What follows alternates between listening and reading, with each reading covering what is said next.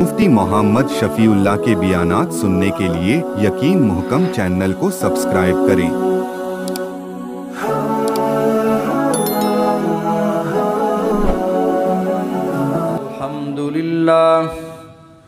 الحمد للہ نحمده ونستعینه ونستغفره ونعوذ باللہ من شرور انفسنا ومن سیئات اعمالنا من يهده الله فلا مضل له ومن يضلله فلا هادي له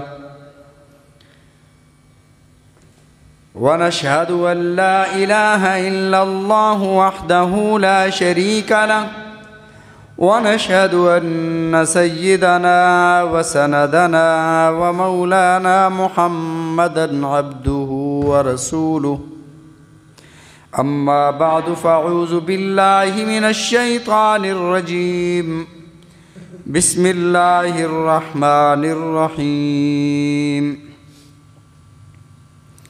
محمد رسول الله والذين معه أشداء على الكفار رحماء بينهم تراهم ركعا سجدا يبتغون فضلا من الله ورضوانا سيماهم في وجوههم من أثر السجود ذلك مثلهم في التوراة ومثلهم في الإنجيل وقال النبي صلى الله عليه وسلم أرحم أمتي بأمتي أبو بكر وأشدهم في أمر الله عمر وأصدقهم حياء عثمان وأقزاهم علي رضی اللہ تعالی عنہم اجمعین صدق اللہ وصدق رسولہ النبی الکریم ونحن على ذلك لمن الشاہدین والشاکرین والحمد للہ رب العالمین اللہم صل علی محمد وعلى آل محمد كما صليت على إبراهيم وعلى آل إبراهيم إنك حميد مجيد اللهم بارك على محمد وعلى آل محمد كما باركت على إبراهيم وعلى آل إبراهيم إنك حميد مجيد حاضرین مکرم، محترم بزرگوں، دوستوں، بھائیوں، آپ حضرات کے سامنے کلام مقدس فرقان حمید سے چند آیات اور حدیث مبارکہ تلاوت کی۔ دعا ہے کہ رب العزت مجھے ہم سب کو اخلاص کے ساتھ سمجھنے کی، عمل کرنے کی توفیق عطا فرمائے۔ دین اسلام پر اور ہدایت پر ہمیں اللہ زندہ رکھے اور ہدایت پر موت عطا فرمائے۔ رب کائنات لم یزل نے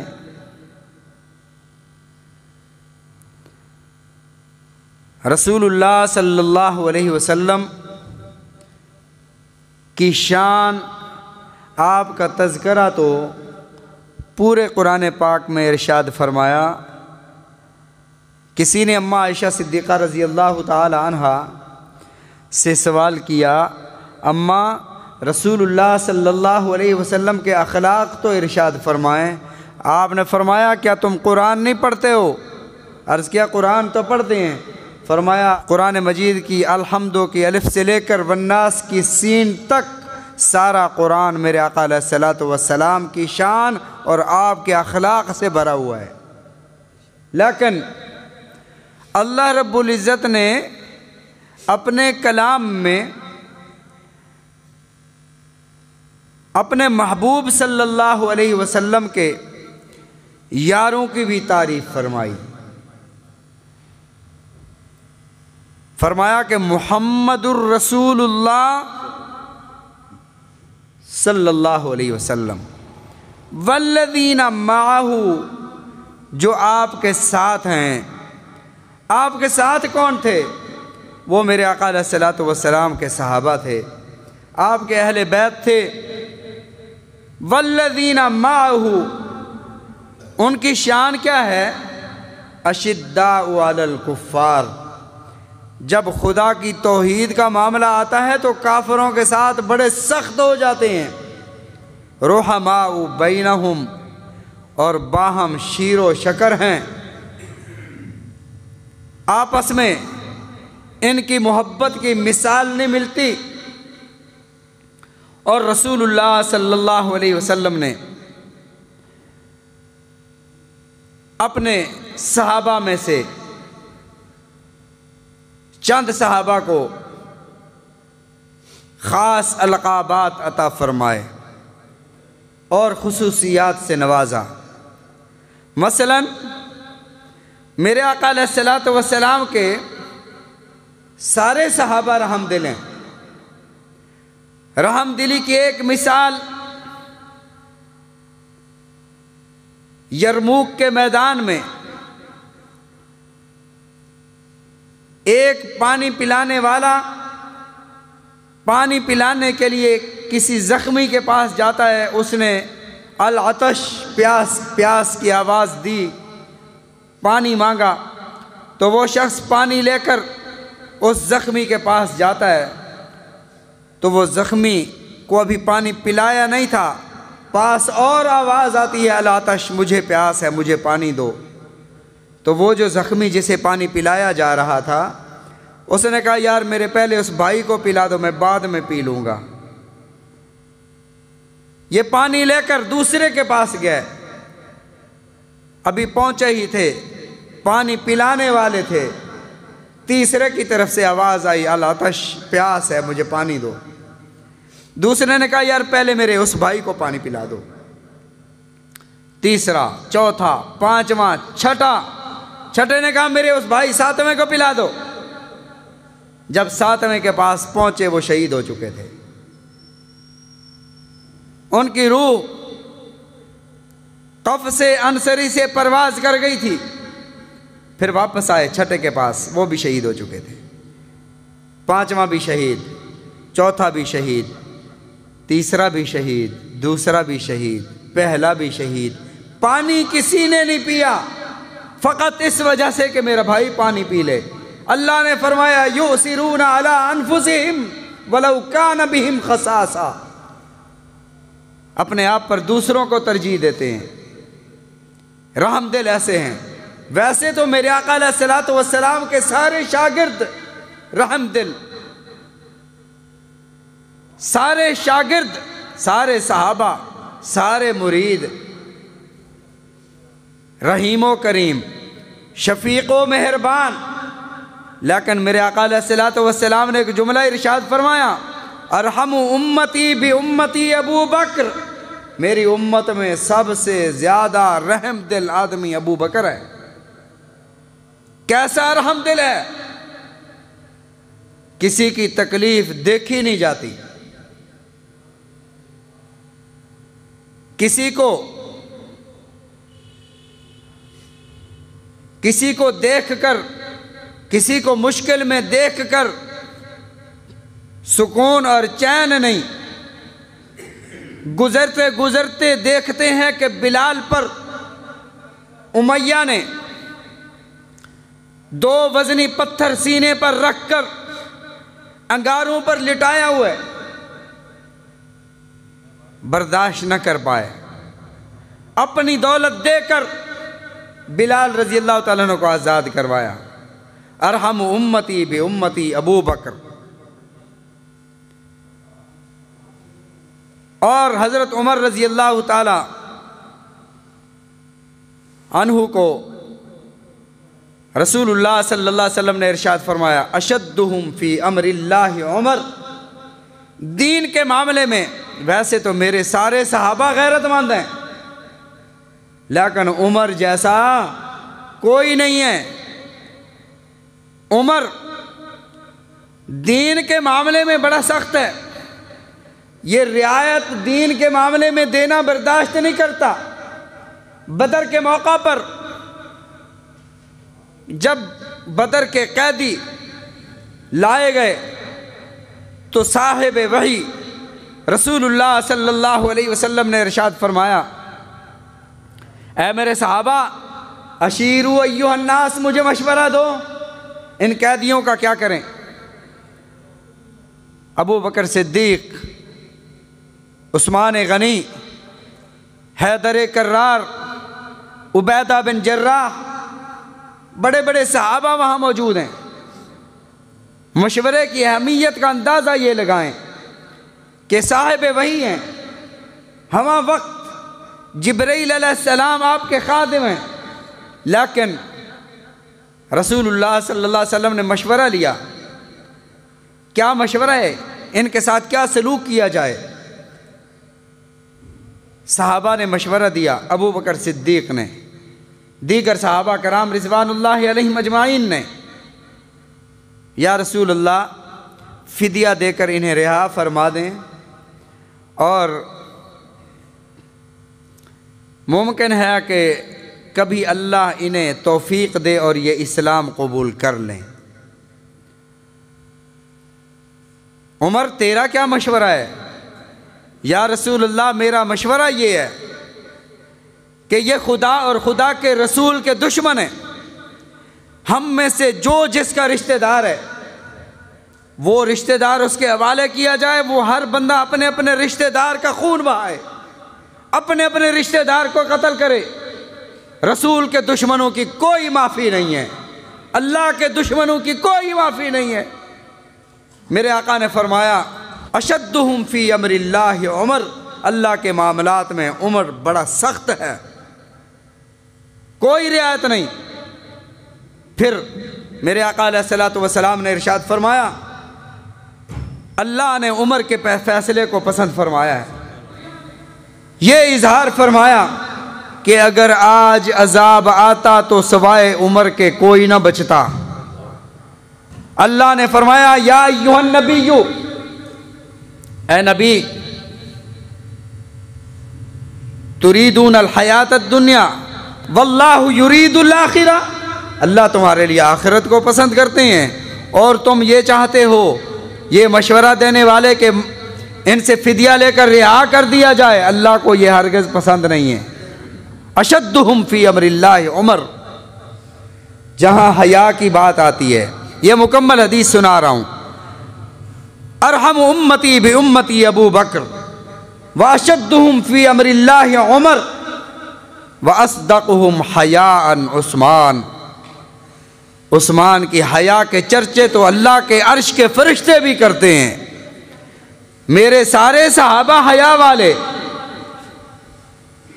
اور کیسے حیا والے؟ حضرت عمر کا زمانہ ہے، جہاد کے لیے صحابہ کا لشکر جا رہا ہے، دشمن نے دیکھا جہاں یہ جاتے ہیں فتوحات ان کا مقدر بن جاتی ہیں، تو وجہ کیا ہے؟ ان کے پادریوں نے کہا کہ مسلمان خدا کی نافرمانی نہیں کرتے، اللہ کی مدد اور نصرت ان کے ساتھ ہوتی ہے، لہٰذا کوئی ایسا کام کرو جس سے یہ خدا کی نافرمانی کر بیٹھیں۔ کہا کیا کیا جائے؟ انہوں نے کہا ایسا کرو، لڑکیوں کو سجا کر سنوار کر بے پرد کر کے ان کے سامنے ان کی راہوں پر کھڑا کر دو، اور انسان کی فطرت ہے کبھی بدنگاہی کر بھی لیتا ہے، جب یہ بدنگاہی کریں گے تو خدا کی نصرت ان سے ہٹ جائے گی، خدا کی مدد چلی جائے گی اور ہم جیت جائیں گے۔ فرمایا کہ جب صحابہ کو پتہ چلا کہ آگے ایسا منظر ہے، امیر لشکر نے کھڑے ہو کر اللہ کی آیات سنائی، قُل لِّلْمُؤْمِنِينَ يَغُضُّوا مِنْ أَبْصَارِهِمْ وَيَحْفَظُوا فُرُوجَهُمْ، اے ایمان والو اپنی نگاہوں کو نیچے کر لو، اپنی عزت اور عصمت کی حفاظت کرو۔ صحابہ فرماتے ہیں جب ہم نے امیر لشکر سے ان کی زبان سے یہ آیت سنی، زمانہ تو عمر کا تھا، ہمیں ایسے محسوس ہو رہا تھا جیسے یہ آیت ابھی نازل ہو رہی ہے۔ پھر صحابہ فرماتے ہیں ہمیں نہیں پتہ چلا کتنا راستہ طے ہوا، راستے میں سورج کس طرف ہے، چھاؤں کس طرف ہے، درمیان میں کوئی مکان آیا ہے یا درخت آیا ہے، کہا ہم نے ایسے نگاہیں جھکائیں ہمیں پتہ ہی نہ چلا اور وہاں سے ہم گزر گئے۔ یہ میرے آقا علیہ الصلوۃ والسلام کے صحابہ تھے، سارے صحابہ حیا والے۔ ایسے تو اللہ نے فرمایا ان آمنو، اگر تم ایمان لانا چاہتے ہو، کما آمن الناس، ایسے ایمان لاؤ جیسے میرے رسول صلی اللہ علیہ وسلم کے صحابہ ایمان لائے ہیں۔ نمونہ بتایا گیا، سارے صحابہ حیا والے، لیکن میرے آقا علیہ الصلوۃ والسلام کی لسان اقدس سے یہ جملہ صادر ہوا، اصدقہم حیاء عثمان، حیا میں میرا عثمان نمبر لے گیا۔ رسول رحمت صلی اللہ علیہ وسلم تشریف فرمائیں، ابو بکر آئے، آپ اسی کیفیت میں بیٹھے رہے، عمر آئے اسی طرح بیٹھے رہے، عبیدہ بن جراح، طلحہ، زبیر، صحابہ آتے رہے، حاضر ہوتے رہے، رسول اللہ صلی اللہ علیہ وسلم ویسے بیٹھے رہے۔ اتنے میں عثمان غنی رضی اللہ تعالیٰ عنہ تشریف لائے۔ رسول رحمت صلی اللہ علیہ وسلم کے مرید ہیں، سارے شاگرد ہیں یہ صحابہ، لیکن حضرت عثمان غنی رضی اللہ تعالیٰ عنہ جیسے ہی محفل نبوی میں تشریف لائے تو رسول اللہ صلی اللہ علیہ وسلم نے جلدی سے پنڈلی سے کپڑا ہٹا ہوا تھا، پنڈلی پر ڈال لیا، سیدھے ہو کر بیٹھ گئے۔ صحابہ نے عرض کیا یا رسول اللہ فلاں فلاں آئے، آپ نے کوئی اکرام نہ کیا، آپ اسی طرح تشریف فرما رہے، عثمان کی ایسی کیا خصوصیت ہے؟ فرمایا کہ میری پنڈلی سے کپڑا ہٹا ہوا تھا، میری امت میں میرا عثمان وہ عثمان ہے جس سے آسمان کے نورانی فرشتے بھی حیا کرتے ہیں۔ اصدقہم حیاء عثمان۔ اگلا جملہ فرمایا وَأَقْضَاهُمْ عَلِي، میرے سارے صحابہ قوت فیصلہ ان میں کوٹ کوٹ کر بھری ہوئی ہے، کوئی ان سے فیصلہ کروانے جائے تو وہ فیصلہ قرآن و حدیث کے مطابق کرتے ہیں۔ سب کو قرآن یاد ہے، سب کو رسول اللہ صلی اللہ علیہ وسلم کے فرامین یاد ہیں، لیکن جو قوت فیصلہ اللہ نے میرے علی کو عطا فرمایا وہ کسی صحابی کو اللہ نے عطا نہیں فرمایا۔ اور مزے کی بات بتاؤں، حضرت صدیق اکبر کا دور ہو، حضرت عمر فاروق رضی اللہ تعالیٰ عنہ کا دور ہو، حضرت عثمان کا دور ہو، قاضی القضات چیف جسٹس حضرت علی المرتضیٰ رضی اللہ تعالیٰ عنہ رہے ہیں،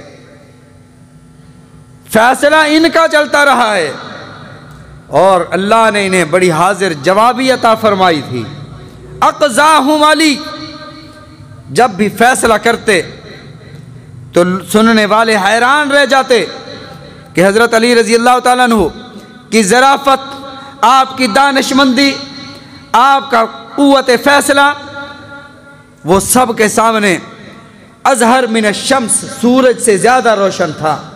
حضرت علی المرتضیٰ رضی اللہ تعالیٰ عنہ کے قوت فیصلہ کے بے شمار واقعات ہیں، ان میں سے ایک دو واقعہ عرض کر کے اجازت چاہوں گا۔ حضرت علی المرتضیٰ رضی اللہ تعالیٰ عنہ، حضرت عمر کا دور ہے، ایک عورت آئی اور خدا خوفی کا عالم تھا، خیر القرون کا دور تھا، خیر کا زمانہ تھا، جو رسول اللہ صلی اللہ علیہ وسلم نے ارشاد فرمایا تھا خیر القرون قرنی، سب سے بہتر زمانہ، سب سے اچھا زمانہ میرا زمانہ ہے، ثم الذین یلونہم ثم الذین یلونہم ثم الذین یلونہم، پھر اس کے بعد آنے والے صحابہ، پھر اس کے بعد آنے والے تابعین، پھر اس کے بعد آنے والے تبع تابعین، یہ خیر کا زمانہ۔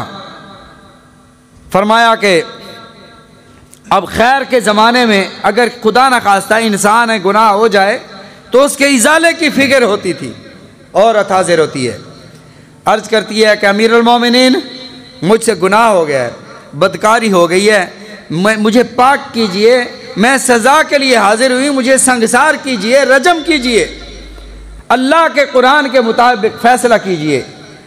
حضرت عمر رضی اللہ تعالیٰ عنہ نے فرمایا کہ قرآن کا یہی حکم ہے کہ اگر شادی شدہ بدکاری کرے تو اس کی سزا رجم اور سنگسار ہے، اور غیر شادی شدہ کرے تو کوڑے اور جلا وطنی ہے، تو اللہ کے قرآن کے مطابق فیصلہ یہ ہے کہ اس کو سنگسار کر دیا جائے۔ اتنے میں حضرت علی رضی اللہ تعالیٰ عنہ بول پڑتے ہیں، अमीरुल मोमिनीन, अगर इजाज़त हो तो 2 जुमले अर्ज़ करूं। फरमाया कि अली आप क्या कहना चाहते हैं? आप तो दामाद रसूल हैं, आप तो रसूलुल्लाह सल्लल्लाहु अलैहि वसल्लम के दामाद हैं, रसूलुल्लाह सल्लल्लाहु अलैहि वसल्लम के चचाजाद हैं, रसूलुल्लाह सल्लल्लाहु अलैहि वसल्लम के परवुर्दा हैं।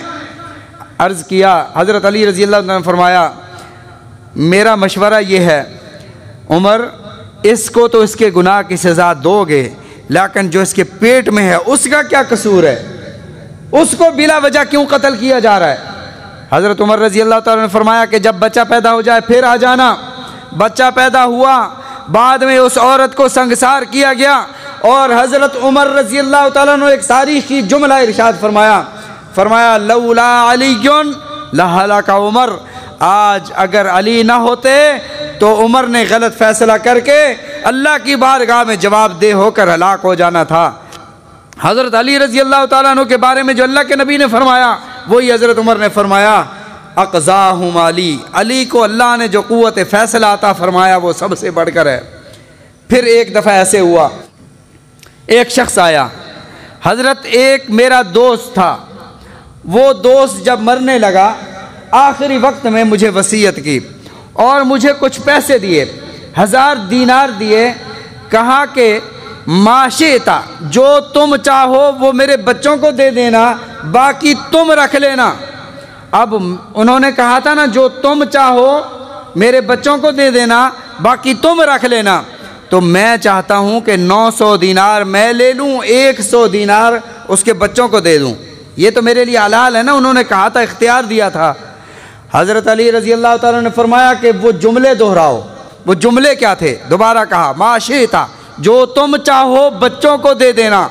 हज़रत अली ने फरमाया कि तुम 900 दीनार चाह रहे हो ना, जो तुम चाहो वो बच्चों को दे देना। तुम 900 दिरहम चाह रहे हो वो बच्चों को दे दो, जो बाकी हैं वो तुम खुद ले लो। ज़राफ़त का देखो। और इसी तरह हज़रत अली रज़ी अल्लाह ताला अन्हु के दौर में एक शख्स गुम हुआ, 5 लोग हैं, 6 लोग गए थे, 6 लोग सफ़र पर गए, सफ़र तिजारत है, उनमें से एक वापस नहीं आया। उसकी बीवी ने हज़रत अली रज़ी अल्लाह ताला अन्हु के खिदमत में केस दायर किया कि हज़रत ये साथ गए थे, सारे दोस्त हैं, एक मेरा वापस नहीं आया शौहर। हज़रत अली ने फरमाया कि बुलाओ उन्हें। बुलाया गया, सब ने कहा हज़रत वो तो हमसे जुदा हो गया था, अब कोई गवाह ही नहीं है, वो कहाँ चला गया, कहाँ गुम हो गया। हज़रत अली रज़ी अल्लाह ताला अन्हु ने 5 लोगों को अलग अलग सतून से, मस्जिद नबवी के सतूनों से बांध दिया। सबसे पहले एक के पास गए, फरमाया कि सच सच बताओ। उसने कहा कि हज़रत वो तो चला गया था, हमें तो पता ही नहीं है। अब हज़रत अली रज़ी अल्लाह ताला ने उसकी बात सुनकर वहाँ खड़े खड़े फरमाया अल्लाहु अकबर। अब साथ वाले ने समझा कि राज आउट हो गया है, उसने बताया तो हज़रत अली ने अल्लाहु अकबर कहा है। जब दूसरे के पास तशरीफ़ लाए, उसने कहा हज़रत ऐसा हुआ था, हमने लालच में आकर हम सब ने मिलकर उसे कत्ल कर दिया था। अब एक गवाह बन गया कत्ल वाला, उसने इकरार नहीं किया। दूसरे के पास आए, फरमाया कि उससे पहले ने तो बता दिया, अब तुम भी बता दो। उसने भी इकरार कर लिया, तीसरे ने भी, चौथे ने भी, 4 ने इकरार कर लिया। 5वां कहता है कि मैंने तो इकरार ही नहीं किया, मुझे क्यों कत्ल कर रहे हो? हज़रत अली रज़ी अल्लाह ताला ने फरमाया कि वैसे तो 2 गवाह चाहिए ना, तेरे ऊपर तो 4 गवाह हैं कि हम सब ने मिलकर कत्ल किया है। शरीयत इस्लामिया में कोई ऐसा फैसला नहीं है जिसमें एक बंदे के बदले में 5 बंदों को कत्ल किया गया हो। हज़रत अली ने फरमाया 5 को कत्ल कर दो, सब के सब क़िसासन कत्ल कर दिए जाएं, क्योंकि ये सब के सब उस एक आदमी की मौत कत्ल में शरीक हैं। और आप ज़राफ़त और हाजिर जवाबी का आलम क्या था? एक बंदा आता है, अर्ज़ करता है कि हज़रत माज़ा निकाह, निकाह क्या चीज़ है? फरमाया लुज़ूमुल महर, हक़्क़ुल महर लाजिम हो जाए, ये निकाह है। सुम्मा माज़ा, सवाल करने वाला कहता है इसके बाद क्या है? फरमाया सुरूरुश शहर, 1 महीने की खुशी है। फिर वो सवाल करने वाला रुकता नहीं है, कहता है सुम्मा माज़ा, इसके बाद क्या है? फरमाया गुमूमुद दहर, फिर ज़िंदगी भर के गम आ जाएंगे। फिर वो कहता है सुम्मा माज़ा, इसके बाद क्या है? फरमाया कुसूरुज़ ज़हर, फिर कमर टूट जाएगी। सवाल करने वाला कहता है सुम्मा माज़ा, फिर क्या है? फरमाया नुज़ूलुल क़ब्र, फिर तुम कब्र में उतर जाओगे। ذرافت دیکھو، وہ قبر میں اتر جانے والی بات کسی کو پتہ نہیں ہے کس نے کس وقت میں کس لمحے میں اس دنیا کو چھوڑنا ہے۔ اللہ نے دنیا کا دستور تو یہ ہے کہ سوال نہیں بتاتے، وقت بتاتے ہیں کہ 1 مہینے کے بعد آپ کا امتحان ہے، سوال نہیں بتاتے، سوال آپ خود یاد کرو۔ لیکن اللہ کا جو معاملہ ہے سوال بتا دیے، یہ سوال ہے، من ربو کا، من نبیو کا، ما دینو کا، سوالات ہیں۔ زندگی کہاں گزاری، تم نے کیا کام کیے، مال کہاں سے کمایا، کہاں خرچ کیا، سوال بتا دیے، وقت نہیں بتایا، اگلے لمحے بھی آ سکتا ہے۔ پچھلے جمعے ہماری اس صف میں بیٹھے تھے چودھری اسرار احمد گوندل صاحب، اللہ ان پر اپنی خصوصی رحمت نازل فرمائے، آج پتہ ہی نہیں چلا، ایک لمحے میں دنیا کو چھوڑ کر چلے گئے۔ تو اس زندگی میں پتہ ہی نہیں ہے، اگلے لمحے کا پتہ نہیں ہے۔ حقداروں کو حق دے دو اپنی زندگی میں، آپ کے ورثاء حقداروں کو آپ کے حق نہیں دیں گے، کھائیں گے وہ پکڑے آپ جائیں گے۔ زندگی میں حقوق العباد دے دو، حقوق اللہ میرے اللہ معاف فرما دیں تو معاف فرما دیں گے، لیکن حقوق العباد اللہ نہیں معاف فرمائیں گے جب تک حقدار نہ معاف کرے۔ اس لیے اپنی زندگی کو، ایک لمحہ مل گیا آپ کو، غنیمت سمجھو، اللہ کو راضی کر لو، اللہ کو راضی کر کے اس دنیا کو چھوڑو۔ اور اللہ کے نبی صلی اللہ علیہ وسلم نے پناہ مانگی ہے اچانک موت سے، کیونکہ اچانک موت آ جائے بندہ کچھ کر نہیں سکتا۔ اچانک موت، اگر کوئی بیمار ہے، کوئی مسئلہ ہے، دنیا تو چھوڑنی ہے نا سب نے، تو اس میں بندہ توبہ کر لیتا ہے، تسبیحات کر لیتا ہے، کسی کے حقوق دینے ہوں، قرضے دینے ہوں وہ دے دیتا ہے۔ لیکن اچانک موت سے رسول اللہ صلی اللہ علیہ وسلم نے بھی پناہ مانگی ہے۔ حالانکہ میرے آقا علیہ الصلوۃ والسلام کے پاس عزرائیل جب آیا نا، آنے سے پہلے اجازت چاہی، یا رسول اللہ اجازت ہو تو آؤں، اجازت نہ ہو تو واپس چلا جاؤں۔ پھر بھی میرے آقا علیہ الصلوۃ والسلام نے پناہ مانگی ہے، یہ امت کو سکھایا، اللہ سے پناہ مانگا کرو۔ اللہ تعالی ہم سب کو رسول اللہ صلی اللہ علیہ وسلم کے فرامین سمجھنے کی، عمل کرنے کی توفیق عطا فرمائے۔ حضرت علی المرتضیٰ رضی اللہ تعالیٰ عنہ، ان کی ولادت باسعادت رجب المرجب میں تھی، اس حوالے سے ان کے فضائل اور مناقب عرض کیے۔ اللہ تعالی ہم سب کو ان کے نقش قدم پر چلنے کی توفیق عطا فرمائے۔ وآخر دعوانا الحمدللہ رب العالمین۔